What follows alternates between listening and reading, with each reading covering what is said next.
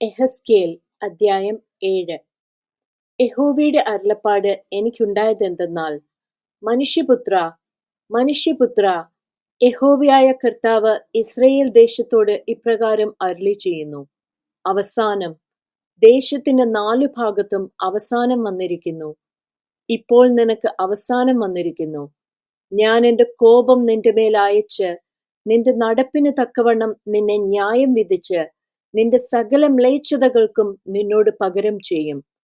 എന്റെ കണ്ണ് നിന്നെ ആദരിക്കാതെയും ഞാൻ കരുണ കാണിക്കാതെയും നിന്റെ നടപ്പിന് തക്കവണ്ണം നിന്നോട് പകരം ചെയ്യും.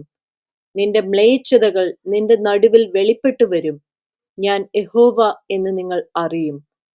യഹോവയായ കർത്താവ് ഇപ്രകാരം അരുളിച്ചെയ്യുന്നു. ഒരു അനർത്ഥം ഇതാ വരുന്നു.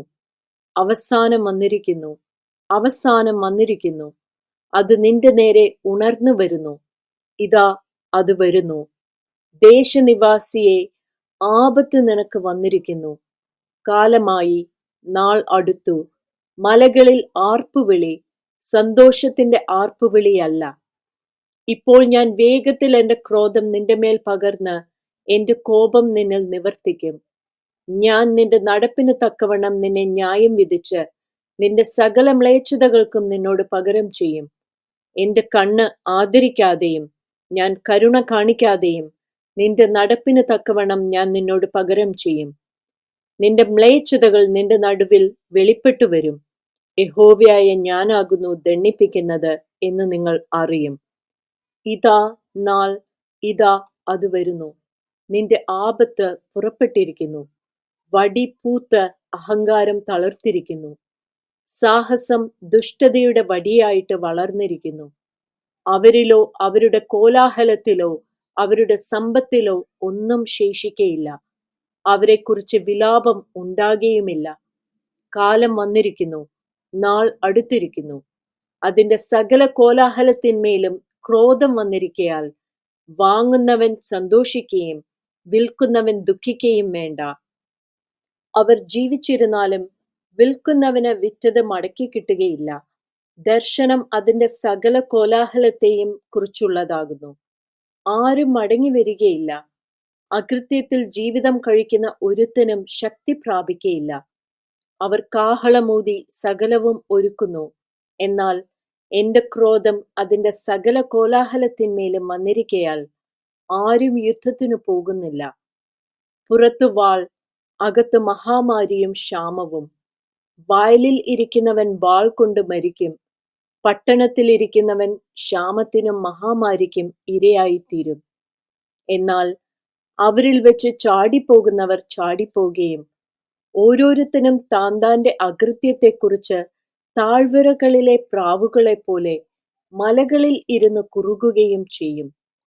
എല്ലാ കൈകളും തളരും, എല്ലാ മുഴങ്കാലുകളും വെള്ളം പോലെ ഒഴുകും. അവർ രട്ടുടുക്കും, ഭീതി അവരെ മൂടും. സകല മുഖങ്ങളിലും ലജ്ജയും എല്ലാ തലകളിലും കഷണ്ടിയും ഉണ്ടായിരിക്കും. അവർ തങ്ങളുടെ വെള്ളി വീഥികളിൽ എറിഞ്ഞുകളയും. പൊന്ന് അവർക്ക് മലമായി തോന്നും. അവരുടെ വെള്ളിക്കും പൊന്നിനും യഹോവയുടെ കോപദിവസത്തിൽ അവരെ വിടുവിപ്പാൻ കഴിയുകയില്ല. അതിനാൽ അവരുടെ വിശപ്പടങ്ങുകയില്ല, അവരുടെ വയറ് നിറയുകയും ഇല്ല. അത് അവർക്ക് അകൃത്യഹേതു ആയിരുന്നുവല്ലോ. അതുകൊണ്ടുള്ള ആഭരണങ്ങളുടെ ഭംഗി അവർ ഡംഭത്തിനായി പ്രയോഗിച്ചു. അതുകൊണ്ട് അവർ തങ്ങൾക്ക് മ്ലേച്ഛ വിഗ്രഹങ്ങളെയും മലിനബിംബങ്ങളെയും ഉണ്ടാക്കി. ആകയാൽ ഞാനത് അവർക്ക് മലമാക്കിയിരിക്കുന്നു. ഞാനത് അന്യന്മാരുടെ കയ്യിൽ കവർച്ചയായും ഭൂമിയിലെ ദുഷ്ടന്മാർക്ക് കൊള്ളയായും കൊടുക്കും. അവർ അത് അശുദ്ധമാക്കും. ഞാൻ എന്റെ മുഖം അവരിൽ നിന്ന് തിരിക്കും.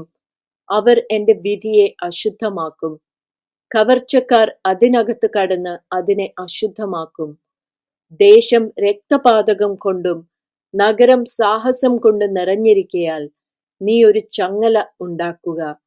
ഞാൻ ജാതികളിൽ അതിദുഷ്ടന്മാരായവരെ വരുത്തും.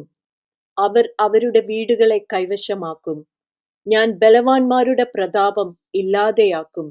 അവരുടെ വിശുദ്ധ സ്ഥലങ്ങൾ അശുദ്ധമായി തീരും. നാശം വരുന്നു.